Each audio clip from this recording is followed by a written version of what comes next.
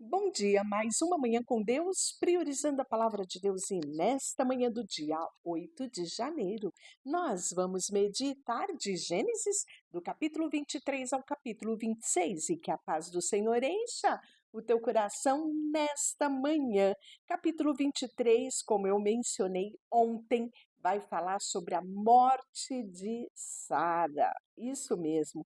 O tempo de vida de Sara foi de 127 anos. Então morreu em Kiriat Arba, que é Hebrom, na terra de Canaã. Abraão foi lamentar e chorar por ela. Depois disso, Abraão se levantou, afastou-se do corpo dela e foi falar com os heteus. Sou estrangeiro e peregrino entre vós. Dai-me o direito de um lugar de sepultura entre vós, para que eu sepulte a minha falecida, deixando-a ali. E os heteus responderam: Ouve-nos, Senhor, tu és príncipe de Deus entre nós. Olhe só como Abraão era tratado. Ele se via como forasteiro ali, né? E aquela terra, quando ele chegou, já tinha outras pessoas habitando nela, né?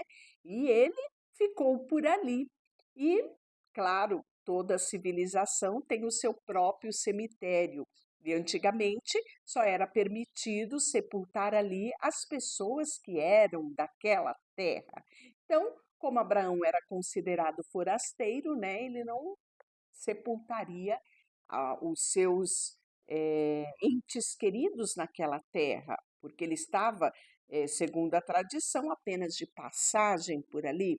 Então, ele vai providenciar um local para que seja sepultado Sara. E esse sepultamento aqui, você vai ver que esse jazido, essa capela que foi feita para Sara aqui, depois vai receber os restos mortais também, né? Não só de Abraão, mas da descendência dela. Ela vai ser mencionada outras vezes aqui nas Escrituras. E você percebe aqui quão respeito havia naquela terra com a figura de Abraão. O povo daquela terra sabia que Abraão era abençoado. O povo daquela terra sabia que ele era príncipe de Deus. Olha que lição, né? Nós temos aqui. Como você é conhecido em meio às pessoas que estão ao seu redor. Como você é conhecido na sua vizinhança, como você é conhecido na sua comunidade, como você é conhecido no seu ambiente de trabalho, né? Pretemos que ali glorificar o nome de Deus. Abraão fez isso em meio àquele povo. Então, nós podemos ver que eles declaram: Tu és príncipe de Deus entre nós, faze o sepultamento da tua falecida na nossa melhor sepultura. Então Abraão se levantou, inclinando-se. Então você percebe a humildade de Abraão em meio a esse povo, diante dos heteus, povo da terra, e disse-lhe: Se concordais que eu sepulte minha falecida, deixando-a aqui, ouvi-me e intercedei por mim junto a Efrom, filho de Zoar, para me conceda a caverna de Macpela, que ele possui na extremidade do seu campo, que me seja concedido pelo devido preço, como propriedade de sepultura no meio de vós. Efrom estava sentado no meio dos heteus, então ouvido pelos heteus, isto é, por todos os que se encontravam na porta da cidade. Então essa era uma outra tradição.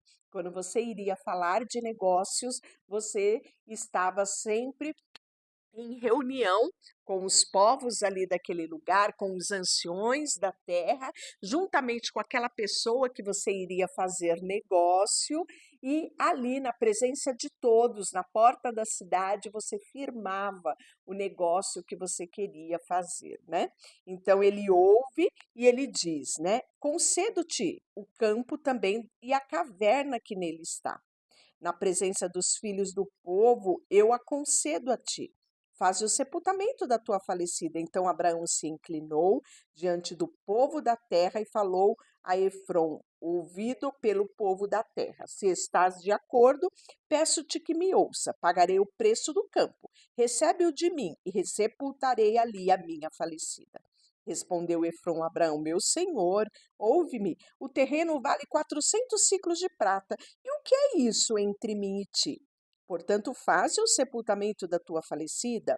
E Abraão ouviu Efrom, pesou-lhe a prata de que este havia falado diante dos ouvidos dos heteus, 400 ciclos de prata de moeda corrente entre os mercadores. Assim, o campo de Efrom, que estava em Macpela, próximo a Manre, o campo e a caverna que nele estava, e todo o alvoredo que havia nele, em todos os seus limites ao redor, passaram a ser propriedade de Abraão na presença dos heteus, isso é, todos os que estavam entrando pela porta da cidade. Depois disso, Abraão sepultou a sua mulher Sara na caverna, no campo de Macpela, próximo a Manre, que é Hebrom, na terra de Canaã. Assim, os heteus passaram para Abraão o campo e a caverna que estava nele como propriedade de sepultura, né? Que coisa maravilhosa aqui, né? Então a gente viu aqui uma tradição dos povos antigos. No capítulo 24, Abraão vai mandar buscar uma mulher, uma esposa para o seu filho Isaque. Isso mesmo, né?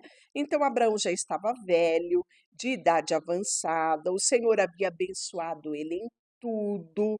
E Abraão disse ao seu servo mais velho da sua casa, que supervisionava tudo que possuía: Põe a mão debaixo da minha coxa. Então, aqui mais uma tradição, né? De selo, de aliança, de confiabilidade, de responsabilidade, para que eu te faça jurar pelo Senhor, Deus dos céus e da terra, que não tomarás mulher para o meu filho dentre as filhas dos cananeus nos quais eu habito. Então, Abraão aqui estava preocupado com a sua descendência, né? E ele sabia que a esposa de Isaac tinha que ser uma mulher, porque ela daria continuidade a um legado, a uma promessa estabelecida sobre Abraão que recaiu sobre o seu filho Isaque, e seria estendida a sua futura geração. Então, aqui, Abraão nos ensina muito, né? Eh, a responsabilidade que temos com a nossa descendência. Claro que hoje não somos nós que escolhemos os esposos e esposas dos nossos filhos, mas temos uma arma poderosa que é orar sobre a nossa geração, né? Desde pequeno, desde no seu ventre, ore pela esposa do seu filho, pelo esposo da sua filha, porque ele entrará na tua descendência e ele herdará um legado conquistado em Deus por você hoje, né? Olha que importante isso. Então, aqui nós tínhamos os povos, né? Que eram os cananeus, né? Em outras versões fala os cananitas, é a mesma coisa, os cananeus são os descendentes de Cã. Lembra disso? O filho de Noé. E você lembra muito bem que lá em Gênesis 9:18, a descendência de Cã foi amaldiçoada porque ele viu a nudez do seu pai. Olha só quão profundo é essa preocupação aqui de Abraão, né? De saber, de ter certeza da onde vem a esposa do seu filho, a sua nora, né? E aí ele faz esta aliança com o seu empregado, né? E e eles fazem ali um acordo dizendo, o servo pergunta a ele: "Se a mulher não quiser me acompanhar para esta terra", né? Porque a ideia era ir na terra do parentesco de Abraão, né? Então, os meus parentes Você vai até lá e do meio dos meus parentes você escolhe uma moça para ser esposa de Isaac. E aí logo o empregado fica, né? Peraí, mas e se essa moça não quiser? Eu escolho, mas e se essa moça não quiser me acompanhar, né? Antigamente não era fácil. Muitas vezes, quando você se separava da sua família, nunca mais você reencontrava a sua família. Era uma despedida muito forte essa, né? De você deixar a sua família, a sua parentela e ir embora, né? Para um outro lugar desconhecido. Então, e aí ele fala aqui, né? Deverei levar teu filho de volta à terra até onde viestes? E respondeu Abraão: Cuidado, não leves meu filho de volta para lá, né? Então eu já saí de lá e eu não quero que você leve o meu filho para lá. O Senhor Deus do céu me tirou da casa do meu pai e da terra dos meus parentes, que me falou e me jurou: Darei esta terra à tua descendência, e ele enviará o seu anjo diante de ti, para que tomes de lá mulher para o meu filho. Mas se a mulher não quiser acompanhar-te, estarás livre do juramento que me fizestes. Somente não levarás o meu filho de volta para lá. Então o servo pôs a mão debaixo da coxa de Abraão, seu senhor, e jurou sobre esta questão.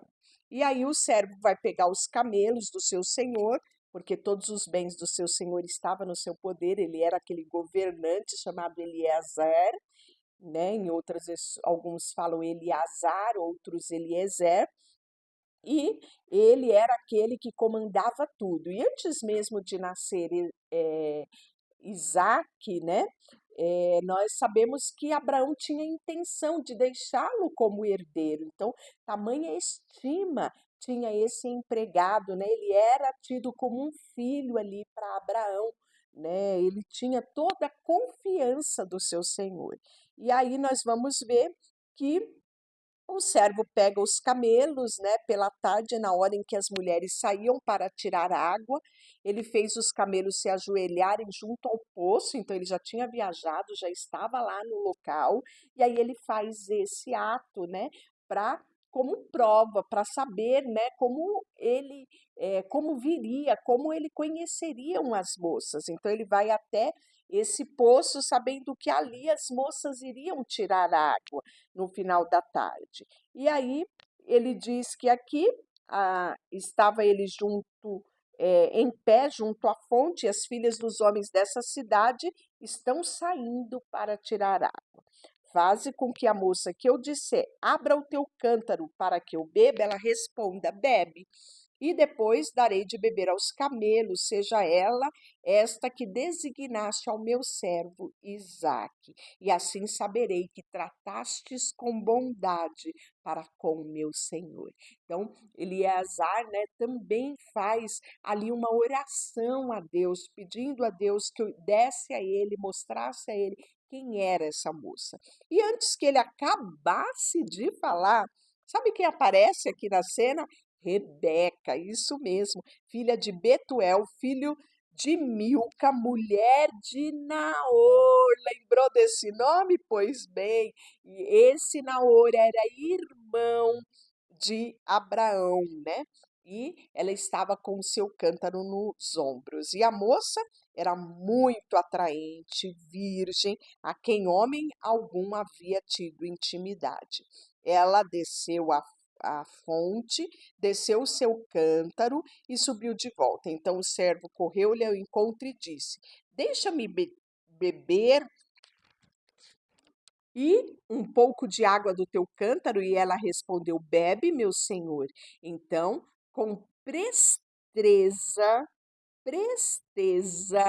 olha só, abriu seu cântaro sobre a mão e deu-lhe de beber. Quando ele acabou de beber, ela disse: Tirarei também água para os teus camelos, até que bebam à vontade. Olhe só, né? Só aqui você já vê que essa não é uma moça comum. Rebeca não era uma moça comum. Pela análise aqui do texto, nós podemos ver que ela era determinada, ela era esforçada, ela era trabalhadora e uma característica, ela era hospitaleira. Lembra que eu falei dessa qualidade de Abraão, quando eh, lá na frente, né, ele pratica isso com os anjos? É isso mesmo. Então, aqui temos uma mulher à altura de entrar na descendência de Abraão, uma mulher à altura de dar continuidade na descendência que tinha uma promessa extraordinária, né? E o interessante é que ela fala aqui, né? Darei de beber também aos teus camelos, até que eles bebam à vontade. Isso é o mais admirado, sabe por quê? Um camelo pode beber até 95 litros de água. É isso mesmo. Eles são uma verdadeira caixa d'água, porque eles caminham em meio ao deserto. Por isso o camelo ele é utilizado para transporte no meio do deserto, por causa da resistência, por causa da capacidade que ele tem de armazenamento de água. E isso é para ele, né, uma caixa d'água interna que faz com que ele tenha a resistência e ele consiga ficar muitos dias sem beber água, né? Então, quando ela fala aqui, você percebe quão extraordinária essa era esta mulher. Talvez nos dias de hoje, Malimar, o servo teria água para si mesmo, quanto mais dá para os camelos. E olhe só, né? Aqui não era um camelo apenas, ele tinha 10 camelos, né? E ela se prontifica a pegar água para os camelos beberem à vontade, né? Então, ela fala, e ela despejou rapidamente o cântaro no bebedouro, correu outra vez ao poço e tirou água para todos os camelos dele. O homem a observava com atenção e em silêncio, para saber se o Senhor havia ou não tornado próspera a sua viagem, a sua jornada, em outras versões. Olhe bem, aqui Eleazar nos ensina estar em silêncio e observar a resposta de Deus. Você não consegue ouvir a Deus em meio a burburinho. É necessário o silêncio para que você ouça a voz de Deus. É necessária a quietude, você se aquietar e estar ali pronto para ouvir a resposta dele, né? Nos nossos momentos de oração, tenha consciência disso. Muitas pessoas vão até Deus e apenas falam, falam, falam, pedem, pedem, pedem, levantam e acabou-se a sua oração. Não. O nosso momento de oração, ele, claro, deve ter sim momentos de você pedir, colocar diante de Deus as suas petições. Isto é bíblico, mas também saiba que Deus quer falar com você e é necessário o silêncio, a quietude, né, para ouvir a voz dele. Então, depois que os camelos acabaram de beber, o homem tomou um pendente de ouro de meio ciclo de peso e 2 pulseiras para os braços dela, o peso dos 10 ciclos de ouro, e perguntou: De quem és filha? Dize-me, peço-te, se há um lugar na casa do teu pai onde eu possa passar a noite. E ela respondeu: Eu sou filha de Betuel, filho de Milca. E ela deu a Naor e prosseguiu: Temos bastante palha, forragem, lugar para pernoite, ou seja, há lugar para você e para os seus animais. Olha que hospitalidade, não é? Ela também já tinha em sua própria natureza, né, em seu próprio modo de ser, a hospitalidade, né, coisa importante, porque Abraão também era assim, hospitaleiro. E aí, nesta hora já o servo percebeu, né, quão extraordinário é o cuidado de Deus, o mover de Deus para com aqueles que nele esperam. Então o homem se inclinou e adorou o Senhor. Isso dizendo: bendito seja o Senhor, o Deus do meu senhor Abraão, que não retirou do meu senhor a sua bondade e a sua fidelidade quanto a mim. O Senhor me guiou a caminho da casa dos irmãos do meu senhor. Então imagine a alegria desse servo, né? Saber que tinha sim encontrado o alvo. E a moça corre, relata essas coisas na sua casa para a sua mãe, né? E nós podemos ver que Rebeca tinha um irmão chamado Labão. Preste bem atenção nisso. Labão, isso, irmão de Rebeca. E saiu correndo ao encontro daquele homem até a fonte, pois ali tinha visto, né, os presentes também que Raquel tinha recebido, né, daquele homem. E aí nós vamos ver que Labão foi encontrar ali o homem que estava em pé com os seus camelos junto à fonte e disse: Entra, bendito do Senhor, por que estás aqui fora? Pois já preparamos a casa, o lugar para os camelos. Então o homem foi à casa, descarregou os camelos, deram-lhe palha, folhagem. Depois de lhe servirem comida, ele afirmei, ele afirma, né? Não comerei, até expor a minha incumbência. Labão respondeu: Fala. Então ele disse: Sou servo de Abraão.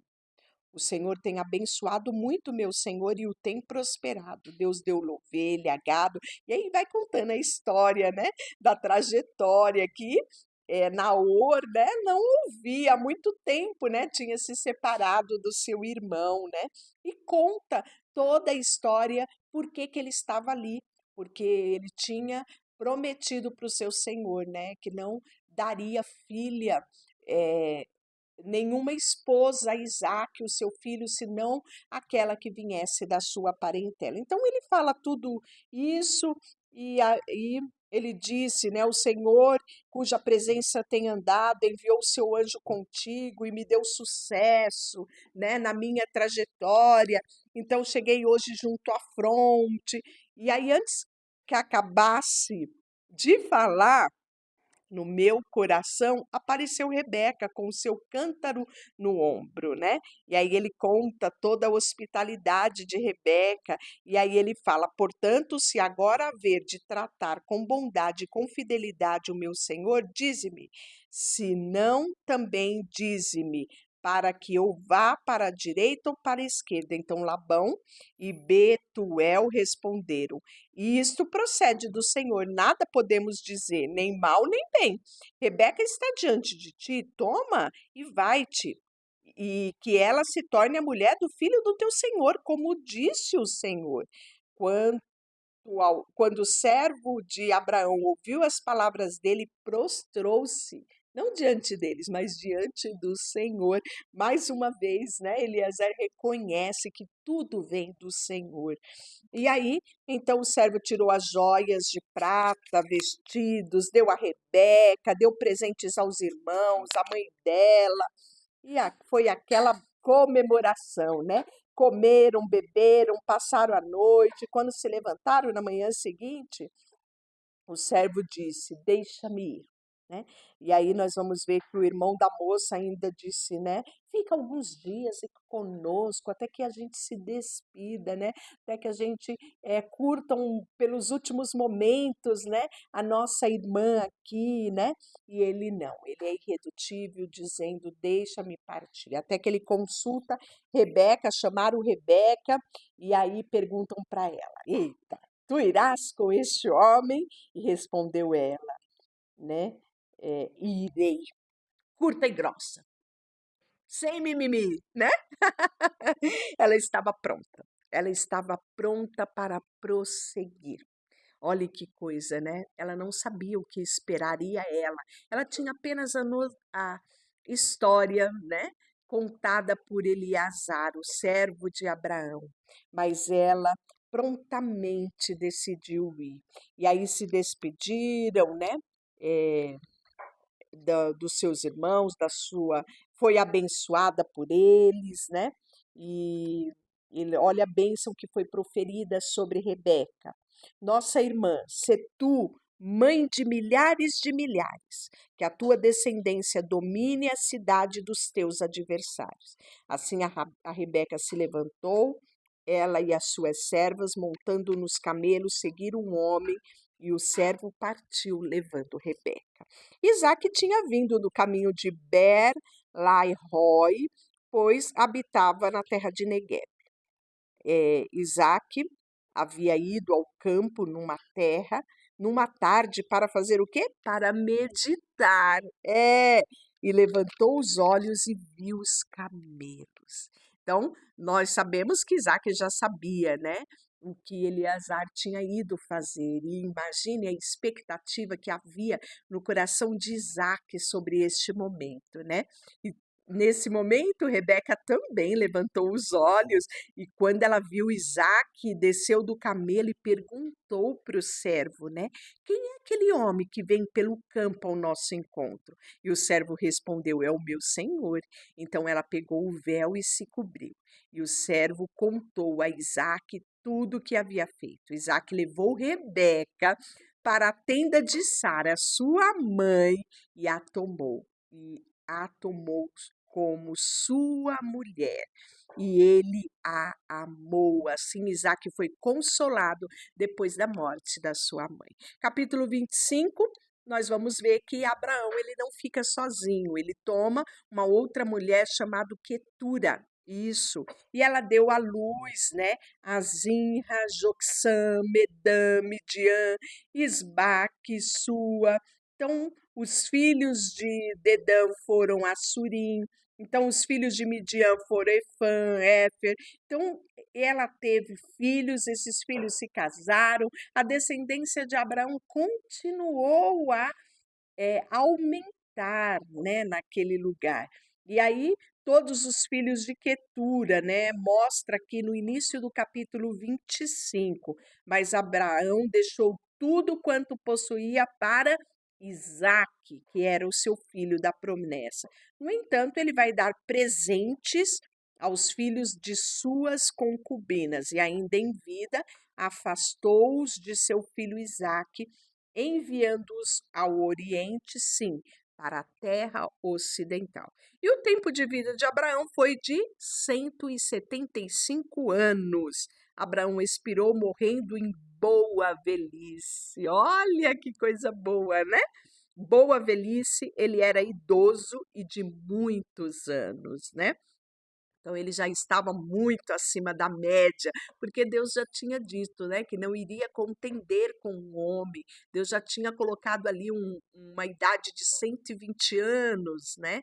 E aqui nós vamos ver que Abraão, ele morre, o texto fala em boa velhice com 175 anos, né? Vão sepultar ele aonde? Aonde? Na capela de Macpela, onde estava sepultado Sara, né, no campo de Efron. E depois da morte de Abraão, Deus vai abençoar a Isaque, seu filho. Isaque habitava perto de Berlaai-roi.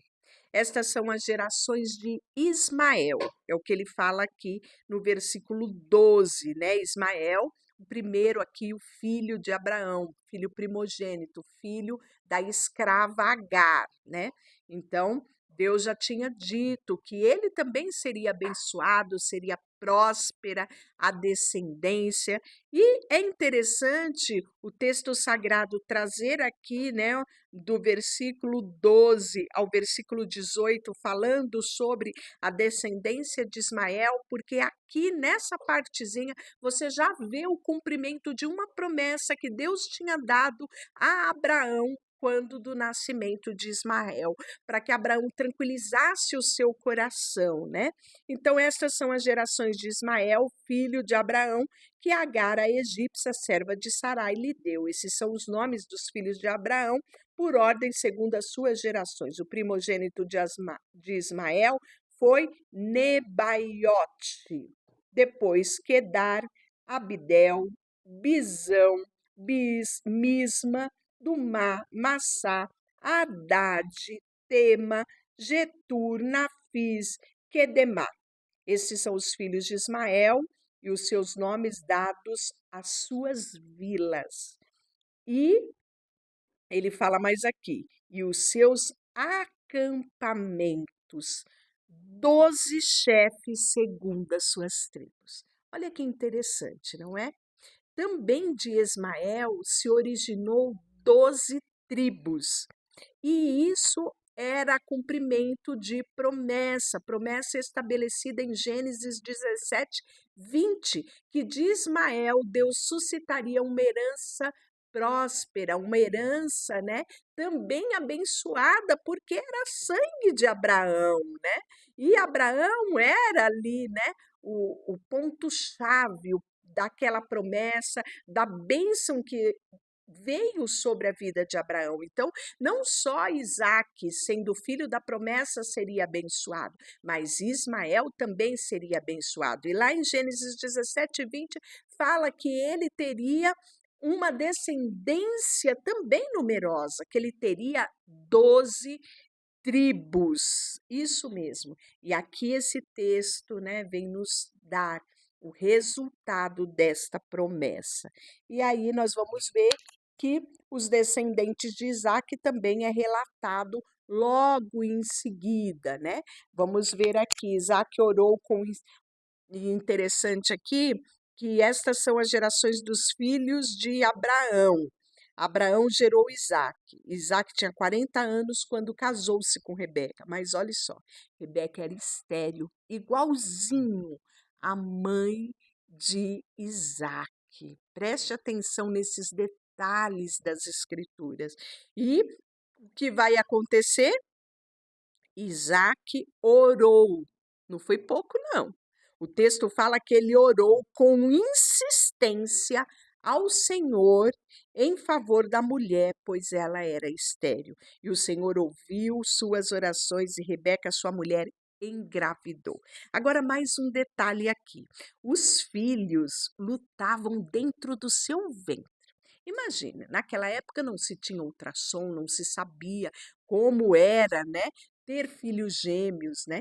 E logo vamos ver aqui que Rebeca viu que aquilo não era normal.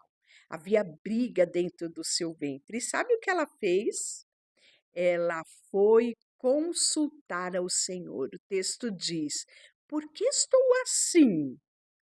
E foi consultar o Senhor. E o mais extraordinário, o Senhor a respondeu e disse para ela: olha, na tua época não dá para saber, a tecnologia não tem ultrassom, mas eu já vou te dizer: você está grávida de duas nações. Há duas nações em teu ventre. Olha só, com toda a tecnologia que nós temos hoje, você só sabe que você está grávida, que você tem um menino ou uma menina. Olha só. No ultrassom de Deus, fala não só do filho que está ali no ventre, mas da descendência. Há duas nações no teu ventre, e desde as tuas entranhas dois povos se separarão, e um povo será mais forte que o outro, e o mais velho servirá ao mais moço. Olha que coisa extraordinária, né? E aí nós temos o nascimento, você já sabe, né? Dessa briga que tinha entre eles, né? E quem sai primeiro, já foi uma disputa aqui, e por fim, né, nós vamos ver que saiu primeiro Esaú e agarrado no calcanhar de Esaú veio Jacó, né? Isaac tinha 60 anos quando Rebeca deu à luz. Os meninos vão crescer, né? Esaú vai ser perito em caçador e Jacó, né, vai ser um homem tranquilo, habitando ali em tendas, né, auxiliando mais nos serviços ali ao redor da casa, né, junto à sua mãe, né? E quando ele estava a ponto de morrer, né? Nós vamos ver que vai ter ainda algumas ocorrências entre esses dois irmãos, que é a questão da primogenitura, né? Jacó sabia a importância da primogenitura e Esaú era muito confiante de tudo, né? Ele tinha o aval do seu pai, o cuidado do seu pai, né?